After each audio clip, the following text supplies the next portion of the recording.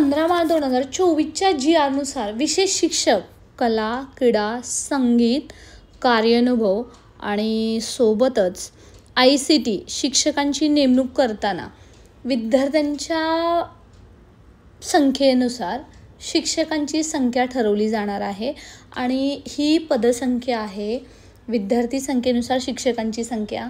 त्यानुसारच शिक्षक भरती 2025मध्ये पदं भरली जाणार आहेत. तर विद्यार्थ्यांची संख्या किती असावी, त्याचबरोबर शिक्षकांची संख्या किती असावी, विषयानुसार हे जो GR आहे 15/2024चा त्याच्यामध्ये नमूद केलेलं आहेच. तरीसुद्धा नेहमी आपल्या या सोशल मीडिया फॅमिलीच्या माध्यमातून प्रश्न विचारला जातो की मॅम क्रीडाची पदं येतील का, कलाची पदं येतील का, संगीतची पदं येतील का, ICTचं काय, असे प्रश्न विचारले जातात. म्हणून तुमच्यासाठी पुन्हा एकदा हा स्पेशल शॉर्टमध्ये व्हिडिओ बनवत आहे. मित्रांनो, प्रथमतः लक्षात घ्या, या पदांसाठी, या शिक्षकांसाठी TET बंधनकारक नाही 2024च्या GRनुसार आणि त्याच्यामध्ये अजून पुन्हा दुरुस्तीसुद्धा करण्यात आली. त्याच्यानुसार कला, क्रीडा, संगीत, कार्यानुभव आणि ICT शिकवणाऱ्या शिक्षकांसाठी 1ली ते 8वीच्या शिक्षकांसाठी विशेषतः TET ही बंधनकारक नाही आहे. मग आता यांची पदं वाढू कुठे शकतात आहे, तर मनपा, नपा ज्या काही खाजगी संस्था असतात तिथं यांची पदं वाढू शकतात. फक्त ज्या झडपी आहे, जिथं कमी पटसंख्या आहे तिथं त्यांची पदं एवढी भरली जाणार नाहीत. तरी नक्की इयत्तेनुसार किती शिक्षकांची पदं असतील हे आपण पाहून घेऊयात. मित्रांनो, हे बघा, माध्यमिक शाळा आहेत, विशेष शिक्षक पदे. आता याच्यामध्ये जेव्हा 5वी ते 10वीचा वर्गाचा आपण विचार करतो त्याच्यामध्ये 8वी ते 10वी आणि याच्यामध्ये सुद्धा जेव्हा 5वी ते 10वीची विद्यार्थी संख्या 251 ते 500 असेल तेव्हा एक क्रीडा शिक्षक, संगीत शिक्षक दिला जाणार नाही, कार्यानुभव ICT दिला जाणार नाही आणि विशेष शिक्षक एकच असेल, तो म्हणजे क्रीडा शिक्षकाचा. दुसरा आहे 500 ते 750 जिथं विद्यार्थी संख्या असेल तिथं मात्र एक क्रीडा शिक्षक असेल, सोबतच एक कला शिक्षक, संगीत शिक्षक, एक ICT शिक्षक अशा पद्धतीने असणार आहे. 751 ते 1000 जिथं विद्यार्थी संख्या असेल तिथं 2 क्रीडा शिक्षक, एक कला शिक्षक, एक कार्यानुभव किंवा ICT शिक्षक. सोबतच 1000 ते 1250 जेव्हा विद्यार्थी संख्या असेल तेव्हा 2 क्रीडा शिक्षक, 2 कला, क्रीडा, संगीत आणि एक ICT कार्यानुभव शिक्षक असणार आहे. 1251 ते 1500 सोबत 1500च्या पुढे जर संख्या असेल तर तिथं मात्र 3 क्रीडा शिक्षक, 2 कला, संगीत शिक्षक आणि 2 ICT कार्यानुभव शिक्षक अशा पद्धतीने विशेष शिक्षकांची पदं असणार आहेत. आणि त्याच्यानुसारच 8वी ते 10वीसाठी सुद्धा जवळपास हा असाच क्रायटेरिया कला, क्रीडा, कार्यानुभव आणि संगीत ICT शिक्षकांसाठी असणार आहे. त्यामुळे ही या पदावरती काम करत असताना शिक्षकांसाठी 9वी ते 10वी या गटातील सुद्धा शिक्षक असेल त्याच्यासाठी सुद्धा कार्यवर्गांना अशीच असणार आहे. आणि बरं, पोर्टल शिक्षक भरती 2025मध्ये किती जागा येणार या पदांच्या याच्यासाठी सुद्धा सतत प्रश्न विचारले जातात.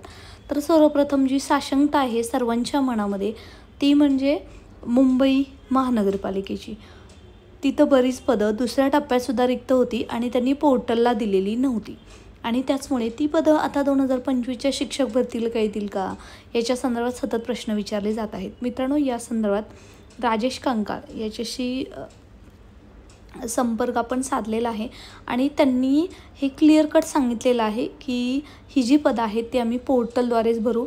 या अगोदर थोडासा संभ्रम निर्माण झाला होता की जी पदं आहेत जी ऑलरेडी संच मान्यतेनुसार रास्त आहेत, दाखवण्यात आलेली आहेत, ती मात्र पदं वेगळ्या आस्थापनेद्वारे भरले जातील असं सांगण्यात आलं होतं. लाईक फॉर एक्झाम्पल वेगळ्या सरसेवेच्या माध्यमातून भरले जातील. परंतु आता यांनी स्वतः हे सांगितलेलं आहे की ही जी पदं आहेत ती पोर्टलद्वारेच भरली जातील. आतापर्यंतची जी आपल्या मनातली साशंकता होती ती कमी झालेली आहे. तरीसुद्धा पुन्हा एकदा जोपर्यंत पोर्टलवरती त्या जागा दिसत नाहीत ना तोपर्यंत म्हणजे थोडीशी साशंकता निर्माण आमच्या मनामध्ये तर येते, कारण अगदी शिक्षक भरती 2022-23च्या शिक्षक भरतीमध्ये आम्ही पाहिलेलं आहे, ही सर्व पदं पोर्टलला देणार होते, परंतु अगदी शेवटी असं कुठे माशी शिंकली आणि यांनी पोर्टलला दिली नाही. त्यामुळे सतत तो फॉलोअपसुद्धा चालू ठेवावा लागणार आहे. सोबतच मनपा, नपा इथं किती कला क्रीडाची पदं रिक्त आहेत, सोबतच उर्दू माध्यमसाठी किती रिक्त आहेत, याच्या संदर्भातसुद्धा तुम्ही RTI टाकून ही सगळी माहिती मागून घ्या.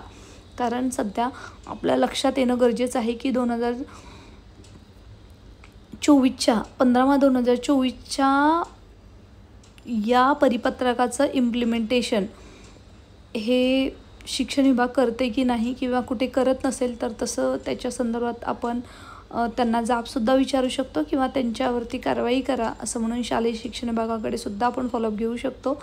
आणि सर्वात महत्त्वाचं एक विशेष शिक्षक पद जे जिल्हा स्तरावरती, तालुका स्तरावरती जे काही मंजूर झालेलं आहे त्याच्या संदर्भातलं अजून क्लॅरिटी आलेली नाही आहे, ती सुद्धा आल्यानंतर तुम्हाला सांगितली जाईल. थोडक्यात सांगायचं म्हणजे राष्ट्रीय शैक्षणिक धोरण NEP 2020नुसार कला, क्रीडा, कार्यानुभव, संगीत, ICT ही जी पदं आहेत ती शालेय शिक्षण विभागाला भरावीच लागणार आहेत आणि ती भरतीलच ही अपेक्षा आहे. परंतु नुसतं जर आपण वाट बघत राहिलो तर नेहमीसारखीच वाट लागण्यापेक्षा त्याच्यासाठी फॉलोअपसुद्धा घेणं तितकंच गरजेचं आहे. सो एकंदरीत हा जो प्रश्न आहे की किती पदं येतील कला, क्रीडा, कार्यानुभव शिक्षकांची, तर मित्रांनो विद्यार्थ्यांच्या प्रपोर्शननुसार ही पदं येणार आहेत. त्याच्यामध्ये कोणतंही दुमत नाही, परंतु आतापर्यंत ही पदं येत नव्हती, ती आता कुठंतरी येताना आपल्याला दिसतील. सोबतच 1ली ते 12वीपर्यंत जिथे आस्थापना आहेत तिथे मात्र क्रीडांची पदं यायला काहीच हरकत नाही. कलांची पदं, कला विषयाची पदं कदाचित कमी जास्त येऊ शकतील, किंवा काही ठिकाणी त्यांना एक समूह पद्धतीने शिक्षकाची नियुक्तीसुद्धा केलेली आपल्याला येताना काळामध्ये पाहायला मिळणार आहे. कारण येणारा काळ हा शिक्षक भरतीसाठी, या विषयांच्या शिक्षकांसाठी सुवर्ण काळ असणार आहे, यामध्ये शंकाच नाही. सर्व इयत्ता याच्यामध्ये विचारात घ्यायचे आहेत. आणि जो 1ली ते 5वीसाठी सुद्धा जी विद्यार्थी संख्या आहे ती मित्रांनो 4थीसाठी ती जवळपास अशीच आहे. तो कला, क्रीडा शिक्षक, क्रीडाच्या दरम्यानच कलाचे सुद्धा शिक्षक यायला हवेत. याच्यासाठी मंत्रालयात शिक्षण मंत्र्यांपर्यंत आपण हा पाठपुरावा करतच आहोत. कला शिक्षक संघटना ही ती सुद्धा करत आहेत. याला यश येईल अशी आपण आशासुद्धा ठेवतोय. तरी पण पाहूयात येणाऱ्या काळामध्ये, जोपर्यंत ही पदं पोर्टलवरती दिसणार नाही तोपर्यंत साशंकताच आहेत. परंतु ही भरती होईल का, हा जर तुमचा एक प्रामाणिक प्रश्न असेल तर तुम्हाला अश्युरन्स द्यावासा वाटतो. नक्की 2025च्या शिक्षक भरतीमध्ये ही सर्व पदं येणार आहेत. काळजी करायचं नाही आहे. आणि अशाच महत्त्वपूर्ण इन्फॉर्मेशनसाठी, माहितीसाठी सर्वांना शेअर करायची आहे. आणि आपल्या चॅनलला सबस्क्राईब करून नोटिफिकेशन ऑन करून ठेवायचं आहे. आपलं WhatsApp, Telegram जॉईन करा. या व्हिडिओच्या डिस्क्रिप्शन बॉक्समध्ये लिंक आहे. आणि जे कोणी याच्या संदर्भातल्या संभ्रम अवस्था पसरवत आहेत त्यांच्यापर्यंत हा व्हिडिओ नक्की पोहोचवायला विसरू नका.